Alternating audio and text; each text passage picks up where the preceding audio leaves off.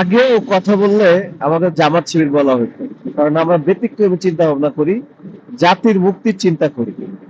আমরা দলাদলি নিয়ে চিন্তা ভাবনা নাই, কারোটা খাওয়ার চিন্তা ভাবনা নাই, ধান্দাবাজি চিন্তা ভাবনা নাই।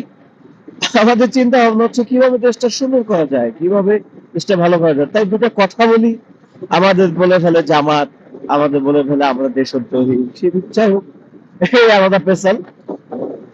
এখন এই ব্যতিক্রমী চিন্তা ভাবনা, এই যে দেশ গঠনের চিন্তা ভাবনা, দেখেন একজন সৎ লোককে নির্বাচিত করবেন, সেটা বিএনপির মধ্যেও হতে পারে একজন সৎ লোক। আমি এমন অনেক বিএনপি নেতা চিনি যারা সৎ লোক। তো একজন সৎ লোককে নির্বাচিত করা আমাদের খুবই দরকার। জামাতের মধ্যেও আছে, বিএনপির মধ্যেও আছে। তো এখন যতগুলো দল আছে সবার মধ্যে আছে, একজন সৎ লোককে নির্বাচিত করা খুবই দরকার। এটা বুঝবেন কিভাবে লোকটা সৎ কিনা, সেটা বোঝার সহজ উপায় কি? ফার্স্ট অফ অল আপনি দেখবেন যে সে টাকা পয়সা কিভাবে ছড়াচ্ছে। ঠিক আছে, যদি টাকা পয়সা অনেক ছড়ায় তাহলে সে টাকা পয়সা উঠানোর কিন্তু তার মাথায় একটা প্যারা থাকবে। এটা হচ্ছে সৎ লোক চেনার উপায়। দ্বিতীয়ত হচ্ছে তার আশেপাশে যারা ঘোরে তাদের মধ্যে বদনাম আছে কেমন, ভালো দিকটা আছে কেমন, তার আশেপাশের লোকগুলা।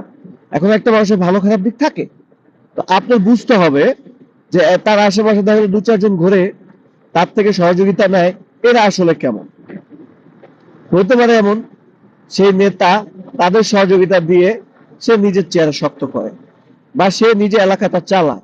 এখন লোকগুলো যদি খারাপ হয় তাহলে মনে করেন যে বুঝতে হবে যে নেতার অবস্থা কি, নেতা কোন দিকে যাচ্ছে, নেতার পরিবেশটা কেমন হবে।